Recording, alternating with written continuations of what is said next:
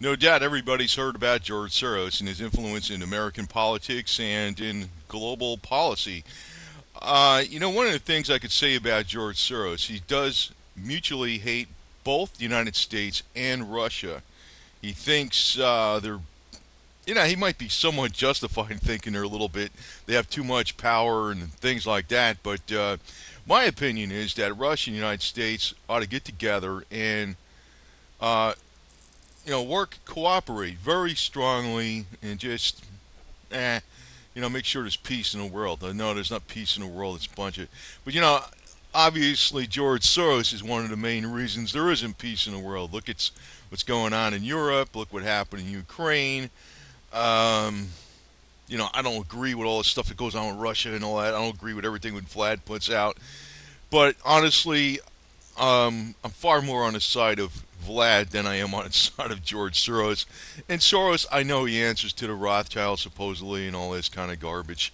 I'm quite familiar with all the conspiracy theories out there, but just want to put out that just to remind people that even though Obama and Hillary can't stand each other, they've really both been backed by George Soros. I know in the 2008 election, it looked like Hillary was going to get the primary, and Soros basically backed Obama over her, but he would have took Hillary, and right now he's for Hillary versus Trump. It's quite obvious, right?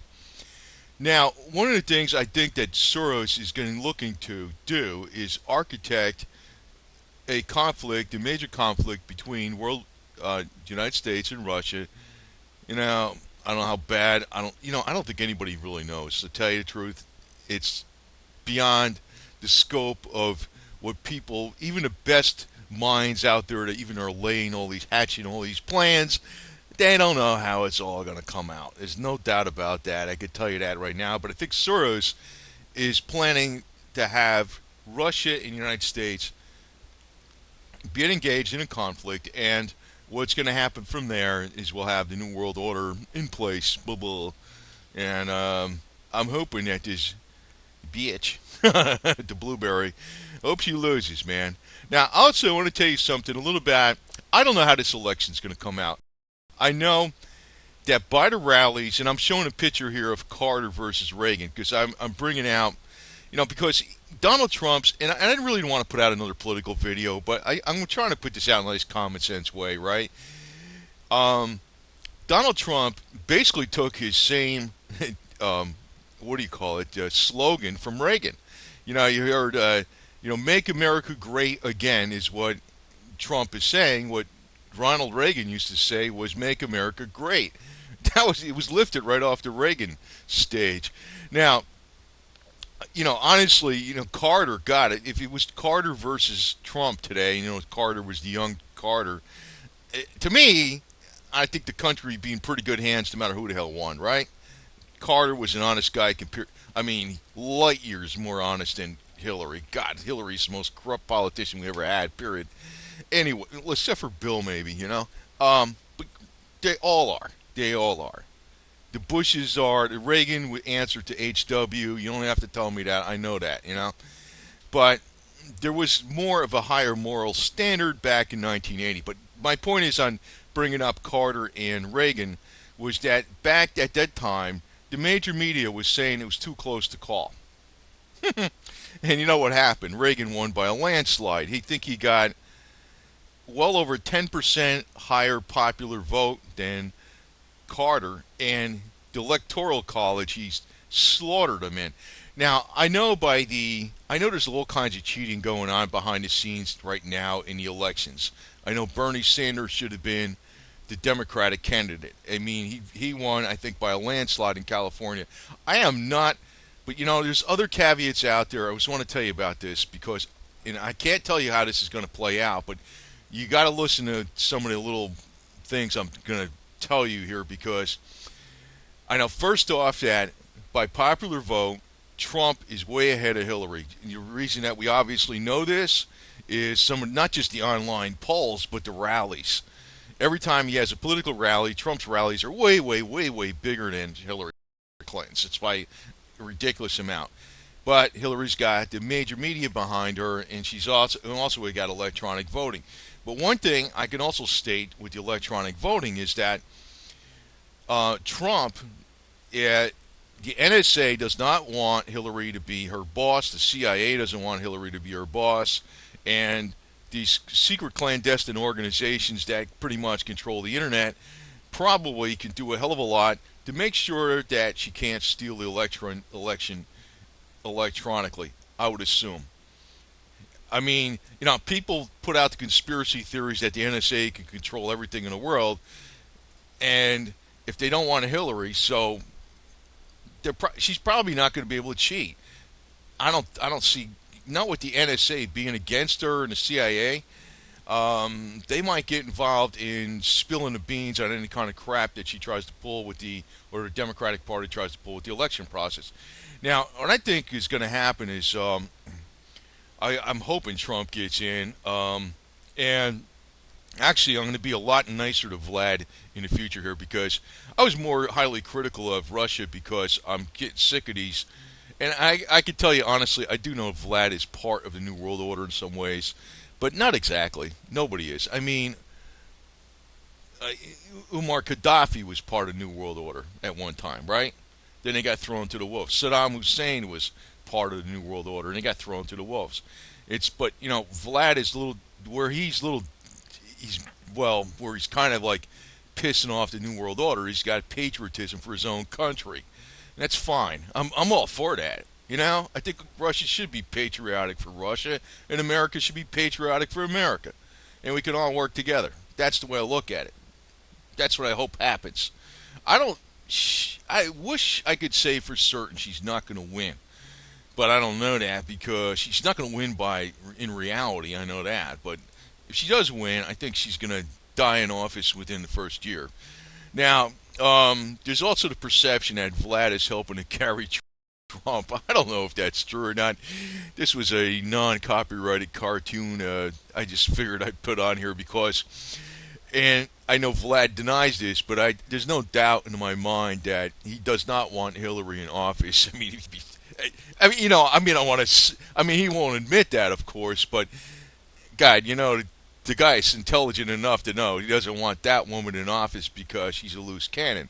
She just do something crazy, and right now it looks like the administration right now, even our Vice President Biden is even talking about freaking going to war with Russia right now. They're doing we might even be in a war with Russia,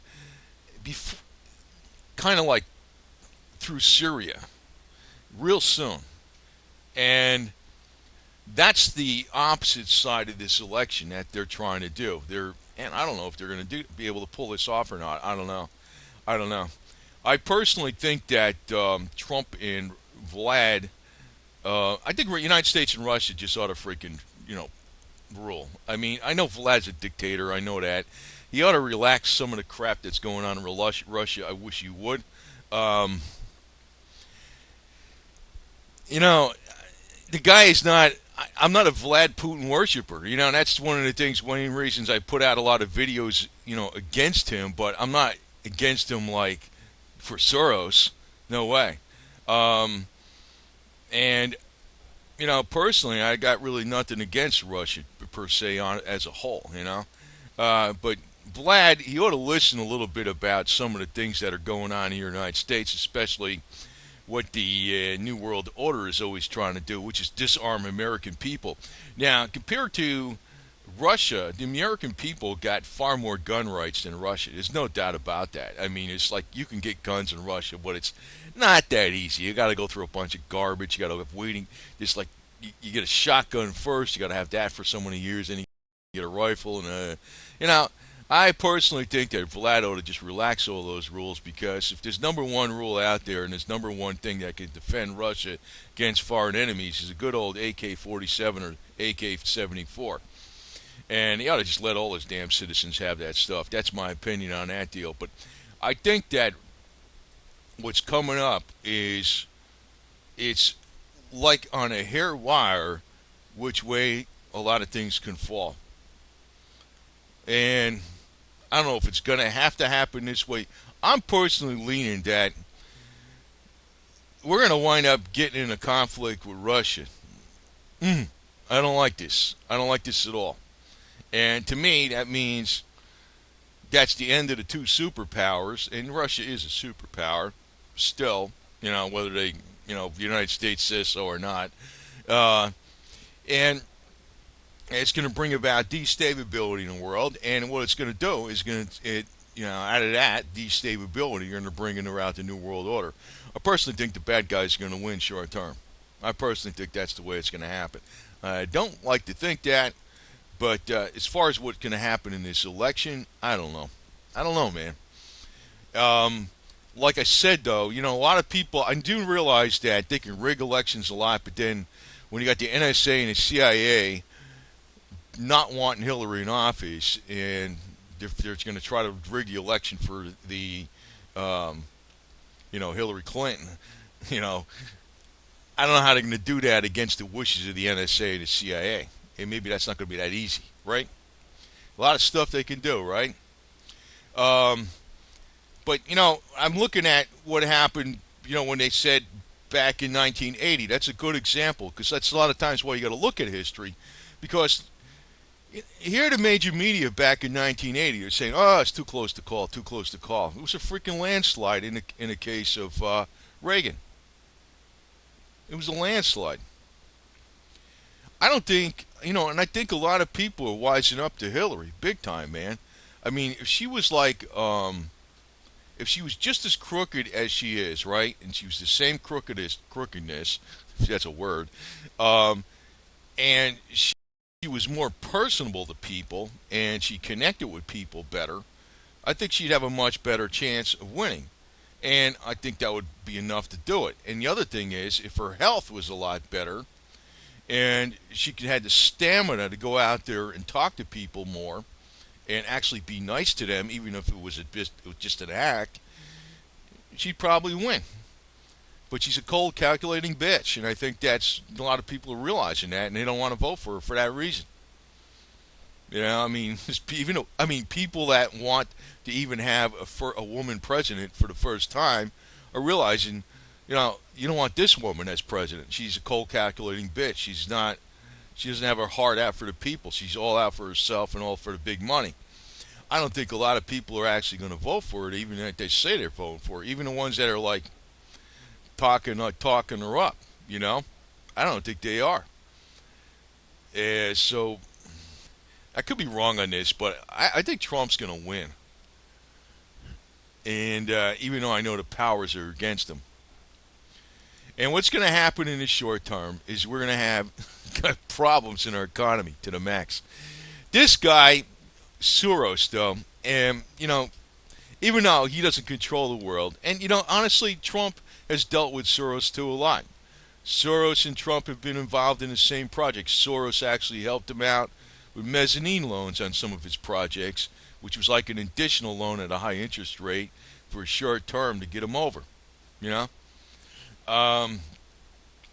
it's not like everything is like there's one niche camp someplace and nobody's connected. Everybody's connected. But really what it comes down to is nobody really gives a damn about politics at the top. They only give a damn about money. If Soros winds up making more money and, his candidate Hillary doesn't win, he's not going to really give a damn. What do you think the Clintons are all about, too? They're about money. They're playing, everything they tell you about to, their various constituents out there is a bunch of games and garbage. It's all about getting the power, but it's not just political. Well, it's partly political power, but a lot of it's money. As a matter of fact, Hillary Clinton, she transferred, I think it was 1 point something billion dollars to the Qatar Bank just the last couple of days. I don't know what the hell that was about with the Clinton Foundation. And, there's supposed to be something coming out that might derail her. I don't know if this is a rumor. I know it's a fact that Bill Clinton has been with underage girls, but there's supposed to be, there's a rumor out there. I'll tell you it's a rumor because I don't know how true it is, that Israeli intelligence has something on a film on Bill being with a underage girl that's going to be released right before the election, and that's going to influence the election too. I don't know if that's true or not, but Thing is, even if it's released, is the major media going to play it? No, it's another thing. But I don't know if she's going to have enough horsepower to pull an upset, you know, and win because she's definitely doesn't have the popular votes. And if she gets in, I don't think she's going to survive long. The office of the presidency is a pressure cooker, and she's dead meat. There's no doubt about it. She's not going to be able to handle it. So that's the end of that garbage. And, you know, the weenie vice president will be it. That's what I think is going to happen. But in the meantime, you know, the guy that's running the show, or one of the guys that's running the show behind the scenes, Soros, what he really wants to do is start World War III so they can usher in, destroy both powers he considers bad, which is the United States and Russia, and usher in a new world order. I mean, it's not like only him, but that's I think that's really what the game plan is. That's why she's in there too. You know, Soros is not a friend of Israel at all, not in the least. He's a Nazi collaborator. Put that out before. People disagree. You know, I'm like, God, whatever. You know, I mean, God, and you know, if he's a friend of Israel, I hate to know what the hell a freaking enemy is. You know, Obama has been not a friend of Israel at all.